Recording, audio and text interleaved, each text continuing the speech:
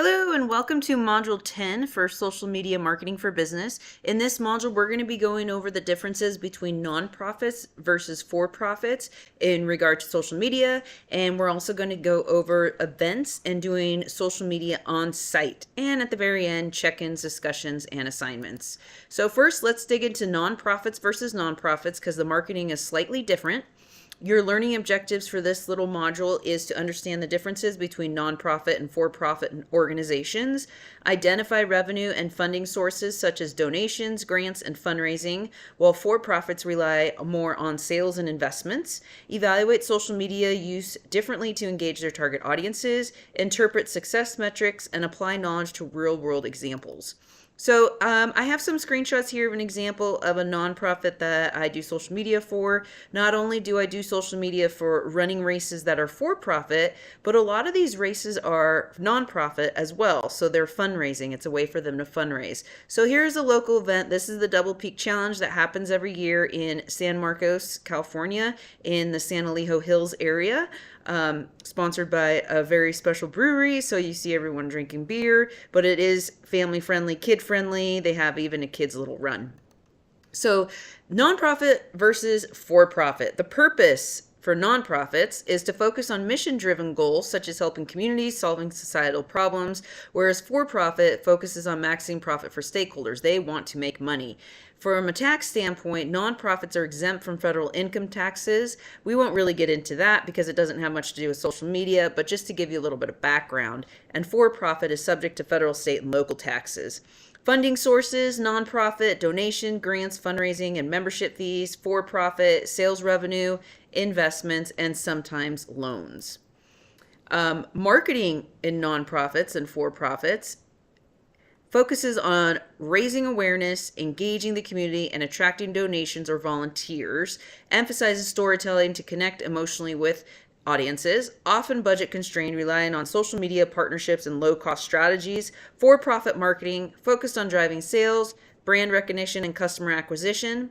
More budget flexibility for paid advertising, influencer marketing, and larger campaigns, emphasizes customer satisfaction and return on investment. And just to go back here, missed this slide here. Didn't want to miss this for you guys. Revenue and profit distribution. Any profit generated must be reinvested back into the organization to further its mission, cannot distribute earnings to board members, owners, or directors, whereas for-profit organizations, profits can be distributed to owners, shareholders, and investors. Employees, owners, and shareholders can benefit directly from nonprofits. So sorry to jump back there. Okay, moving forward. Marketing.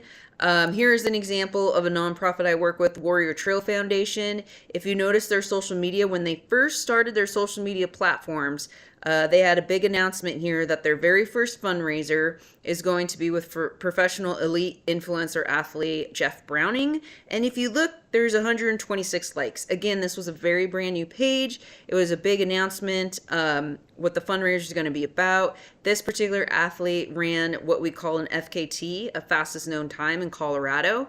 So it's like a running record. And while doing the running this course in Colorado, he is raising awareness and money for the nonprofit Warrior Trail Foundation. So if we notice throughout the fundraiser, toward the end of the fundraiser, again, this is only within like a week's time, 2 weeks' time, brand new page. We have another collaboration post. So both of these are collaboration posts. And now we have 1,536 likes. So it jumped from 100 to 1,500 in just almost a week's worth of time. And this is due to the fact that they used an influencer elite athlete for a brand new nonprofit. So social media strategies, which is very similar to the marketing strategies here. Nonprofits use social media to build communities, share success stories, and raise awareness for causes. Engages audience with mission-driven content such as updates on projects, impact reports, and donor recognition. Relies heavily on organic reach and user-generated content due to smaller budgets. So this could be considered user-generated content because it is a collaboration post, or you're just using influencers. For-profits use social media for product promotion, customer engagement, and direct sales. Larger budgets allow for paid advertisements, influencer collaborations, and promotions. So here is another example. This is a nonprofit called Greater, which helps with people with mental health issues, and their main event is a race called Top of Tamarack. So it's a run, hike, or bike to the top of this summit at a ski resort.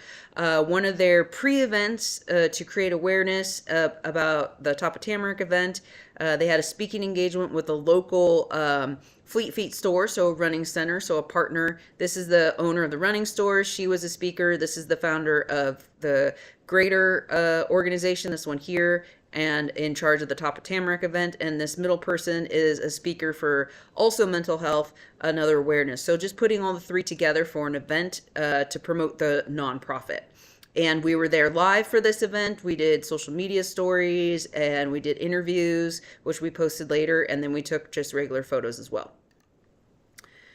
So success metrics, nonprofit success metrics are number of people served or impact made, fundraising success, volunteer engagement and retention, awareness raised for the cause. For-profit success metrics are more sales growth and revenue, market share and profitability, customer satisfaction and retention, and return on investment, or what we always call ROI.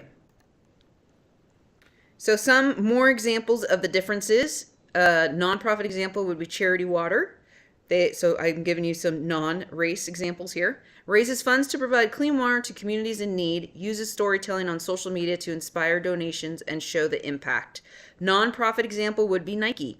They use social media to promote new products, collaborate with influencers. We're talking big time influencers that cost lots and lots of money, and run targeted ads to drive sales. So here's kind of, if you want to click on these, and visit these two links. So here's the nonprofit. They're using a story in this post about a person named Devi spent 4 hours each day walking across India's the desert to collect water for her family. Today she has a Charity Water funded rainwater harvesting tank only steps from her house. What used to take her hours now takes minutes thanks to your support. So this is a story, what we call in the nonprofit world, we're grabbing at the heartstrings. We want people to feel the impact that they will have when supporting this nonprofit and supporting this cause. Whereas over here, we have a Nike tennis shoe. The post, it just explains about the new shoe. It's built to optimize bounce, speed, and quickness. All the tools hoopers need to get up no matter what and rise above it all. Available now in select regions. So that's just straight direct sales right there. So that's the difference between nonprofit and for-profit for social media.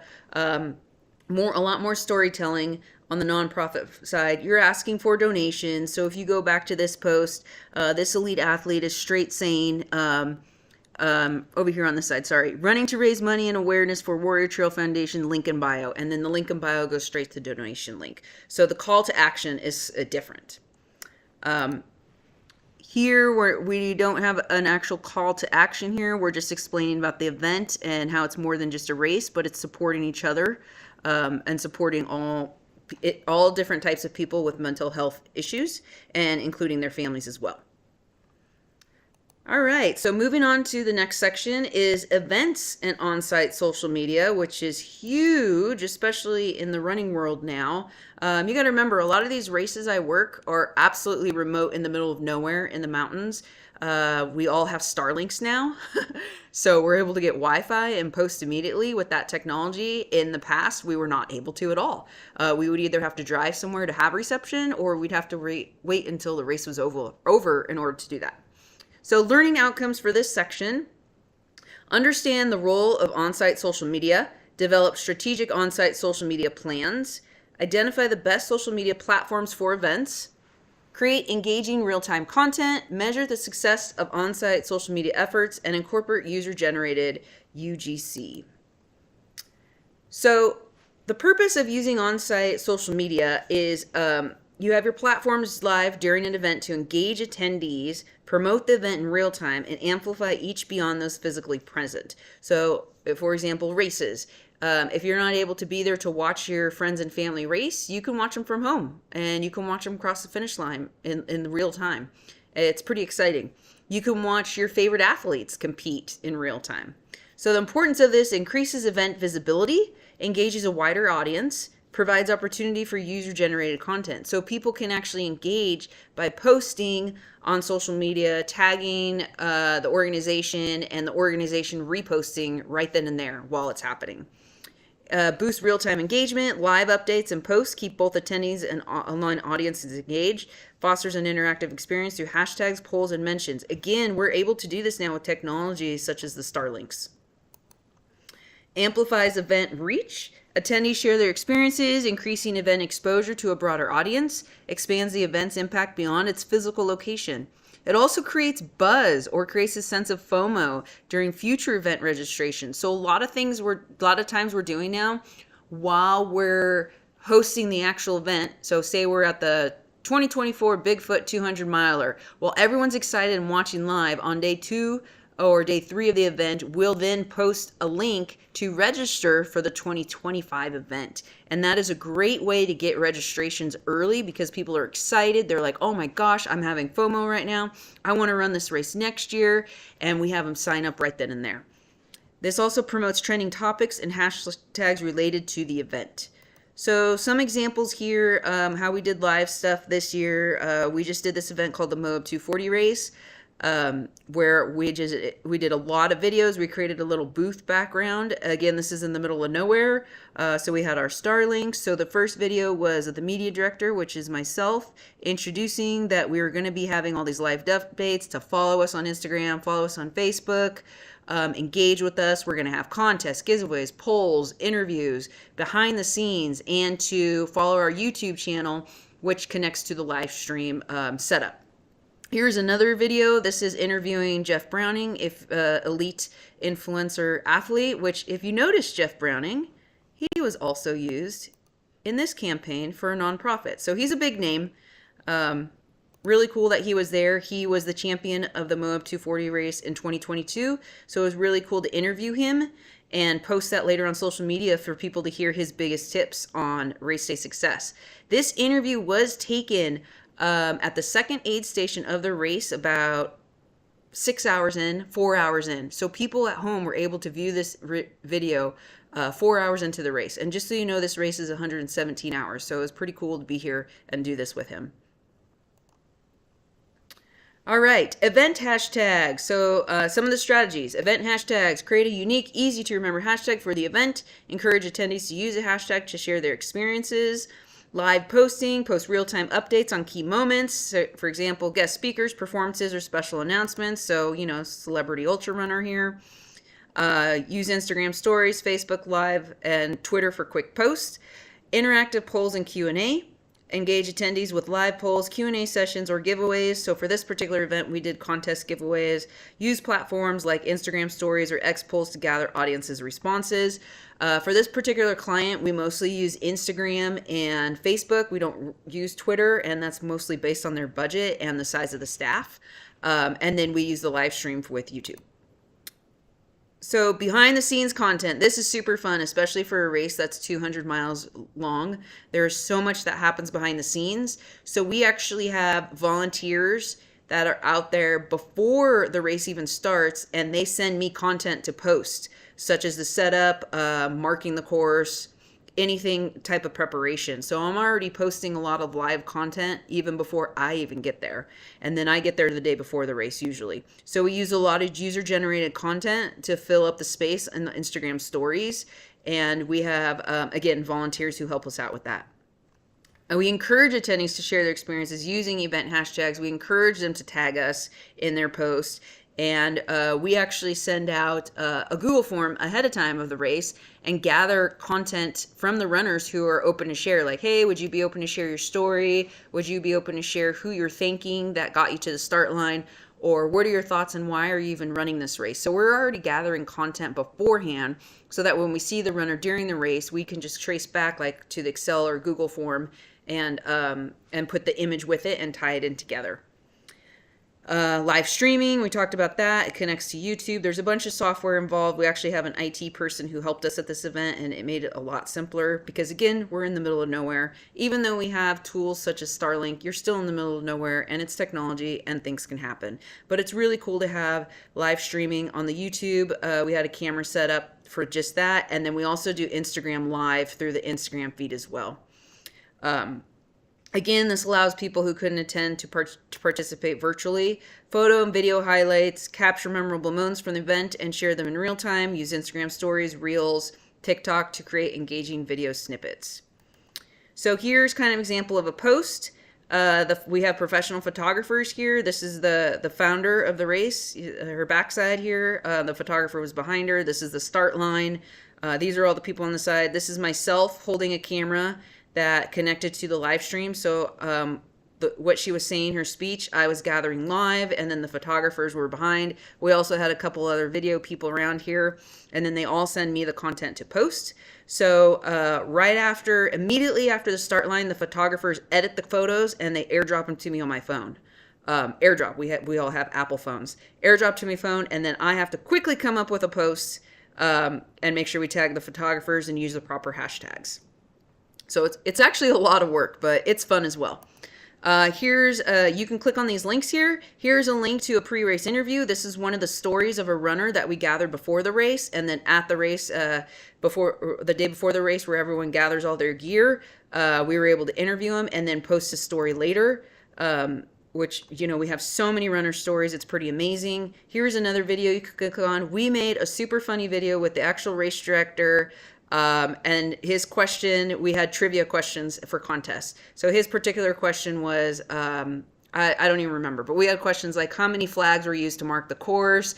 How many rolls of Laco tape did the medics go through? How many liters of soda, Coca-Cola and ginger ale does the race go through? How many volunteers are used for the race? All different fun things. And we gave away prizes like this fanny pack was a prize. We gave away a duffel bag, a hat, all sorts of different things. So click on this video. It's pretty funny. And we did a bunch of those. So just different ways to get people engaged and keeping them inspired to run the race the next year. So best platforms for on-site social media is Instagram, because it's great for live stories, posts, and engagement through comments. The only issues I have with the live Instagram is the Wi-Fi. You have to be careful with the Wi-Fi. You can use polls, questions, hashtags to connect with attendees. Twitter, ideal for live event updates, quick posts, and engaging with event mentions. Trending hashtags can boost event visibility. I've worked events where we've used primarily Twitter. It is a lot of work because there's a lot of posts going out, but it can be done.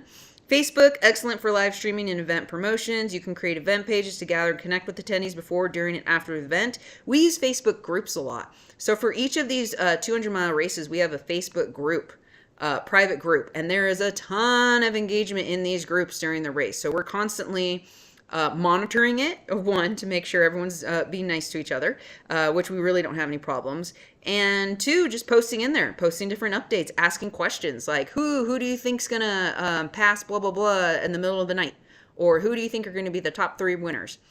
Just different questions like that. And then of course YouTube, because it connects to the live stream, it allows viewers to engage with each other in the chat, and you can archive the videos to watch them at a later time.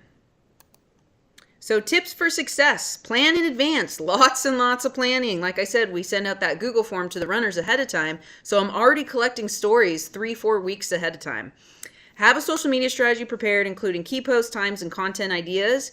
Assign roles for content creation and posting during the event. Use real-time analytics, track engagement, hashtag usage, and mentions during the event. Adjust strategy on the fly if certain content performs better. This is very difficult, but you got to be able to do it. Our team was very well organized, and we were very fast and witty, so we were able to adjust things on the fly during the race.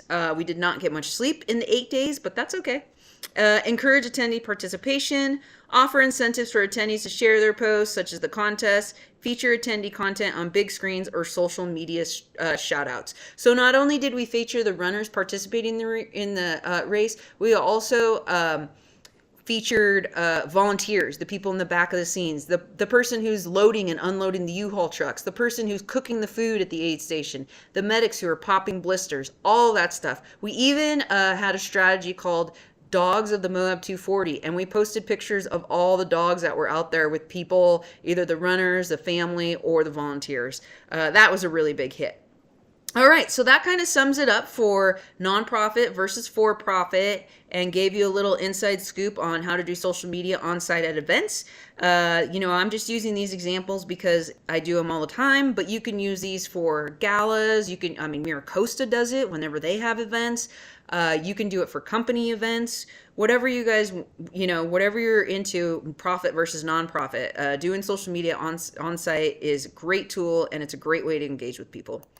So module 10 assignments, we have our check-in 10 cartoon character, quiz 9, which is nonprofits and events, which is basically what we just went through here. Assignment 6 is scheduling and buffer, and this is a big one. Your social media marketing plan rough draft is due. Please read the assignment instructions. You do not need to include everything in your final plan in this rough draft, but a lot of it you do.